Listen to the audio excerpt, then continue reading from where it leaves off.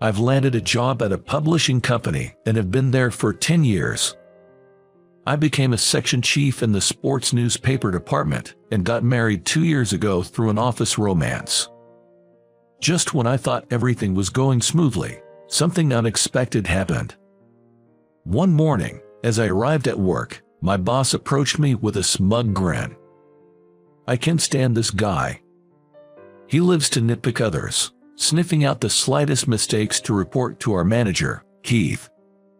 It's hard to tell if he's here to work or just to find fault with others, as he hardly does his usual job.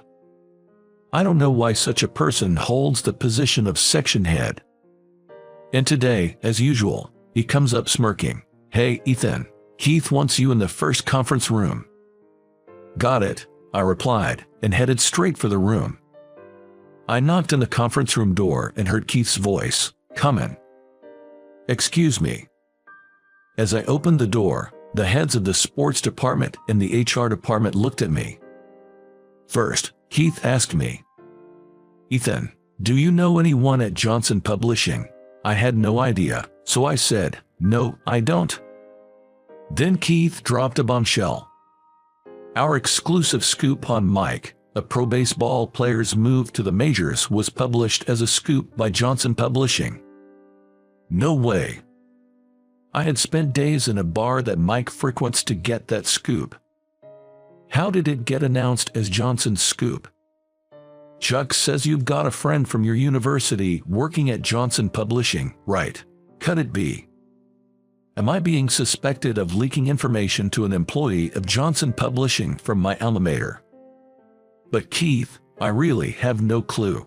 I didn't even know about the employee from Johnson Publishing you're mentioning. I wouldn't just hand over a scoop I worked on for months to another company," I explained, but Keith's expression remained stern. Then the HR head, Jonathan, told me, "With Chick's testimony, we can't just take your word for it 100%. Until the dust settles on this leak, you're assigned to work at a regional branch." I couldn't believe my ears. A regional branch, in a place without a pro baseball team. And there's only a slim chance they even have a pro game once a year. At least there's a high school baseball team that's a regular at the Nationals, so maybe I can write about that. But this is clearly a demotion. And so, I was transferred to the regional office from the next week. Coming back from the meeting, as expected, Chuck approached me. "So, Ethan, you're going to be the head of the sports section at the regional branch. Well, congrats." I glared at Chuck. "Why did you make up such a lie?" "It's no lie. Todd from Johnson Publishing. He's your junior from university, isn't he? It's not wrong. Haha." "I don't know a Todd at Johnson Publishing. I don't even know if he's from the same university.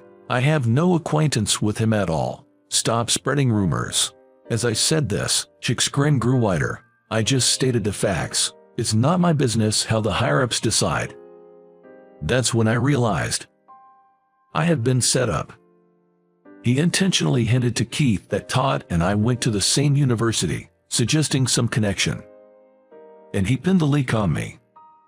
This is nonsense. But getting angry won't change the facts. I'm being transferred. When I got home, I told my wife, Michelle, about it. She was shocked. "What? The countryside? Starting next week? Isn't that too sudden?" "Yeah, I'm sorry. I think I'll be able to return to the headquarters after a few years, but as long as Chuck is in the sports department, it might be hard to come back." For a while, Michelle just sat there thinking. And then she said something unbelievable. "Let's get a divorce." "What? What do you mean, get a divorce?" Then Michelle, with a cold expression I'd never seen before, said, "Because I just can't stand the idea of living in the countryside. Leaving New York is out of the question." "So, you want me to move alone?" Her reply was even more astonishing. "Move alone? No, I mean divorce. Divorce. A demotion with no guarantee of return to headquarters means your career's over, right? There's no point in staying with someone who's got no future."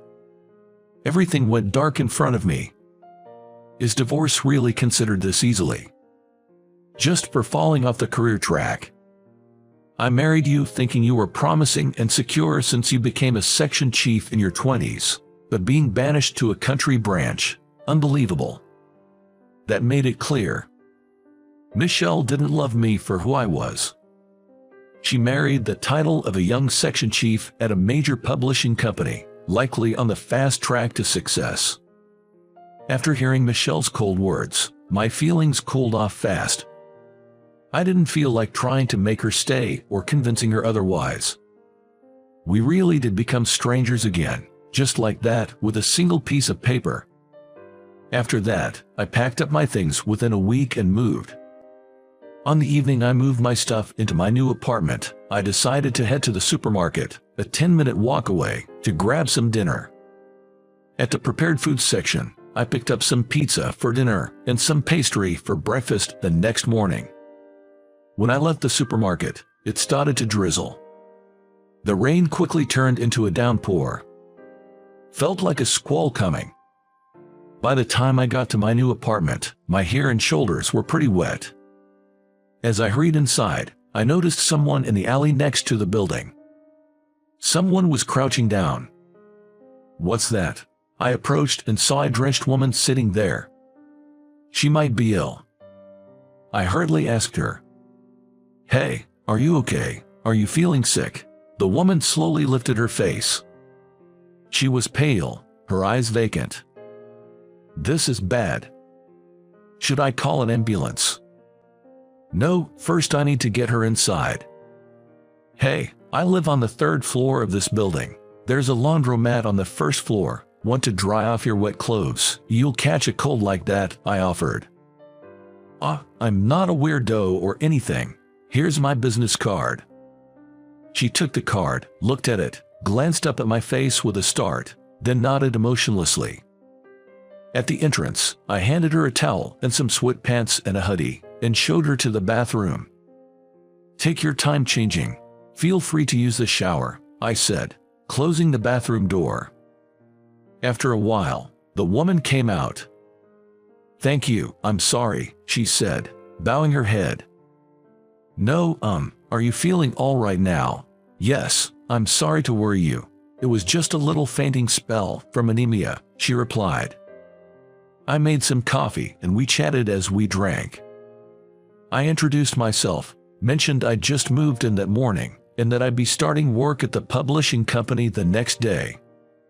To my surprise, she said she worked at the same company. "My name's Samantha. I guess I'll be working under you, Ethan. I'm in charge of accounting." "Wow, really? I'm surprised we're at the same company. It's nice to meet you. I just moved in, so I don't really know anything yet." After that, she shared more about the company, and we made small talk. She seemed to relax knowing we worked at the same place, and she opened up quite a bit, so I decided to ask something that had been on my mind. You don't have to answer if you don't want to, but why were you in that alley?" "Yes, I've actually been dealing with a stalker." "A stalker?" Samantha explained that she had been harassed by a stalker for several months. Even today, she felt she was being followed from the station. She had reported it to the police before, but they said they couldn't take action without evidence of a direct attack or similar harm. Today, just a few yards from her home, someone tried to grab her arm, so she threw her umbrella at the stalker and ran into the alley. That must have been scary. As Samantha's face grew dark recalling the event, I made a suggestion. "If it's okay with you, would you like to walk home together starting tomorrow? I can escort you from the office to your house since it's nearby." Her face lit up instantly. "Really? That would be so helpful. Thank you so much." Samantha thanked me repeatedly, looking relieved. The next morning, I went to the branch office bright and early. The floor housed the sports, economy, society, entertainment sections, and also the general affairs and accounting departments. The branch had a completely different atmosphere from the headquarters. Every employee worked efficiently, cooperating to avoid overtime as much as possible. It seemed like this is how companies should be. When I peeked into the accounting department, I saw her face. Just after the end of the day, I approached Samantha, and we left together. That evening, we had dinner at a restaurant she recommended, since she was a local. From then on, we ate dinner together every night. I feel kind of bad, making you walk me home every day.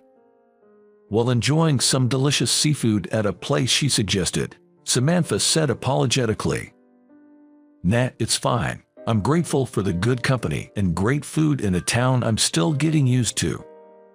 She smiled warmly at my response. We spent every evening together, sharing stories about our lives.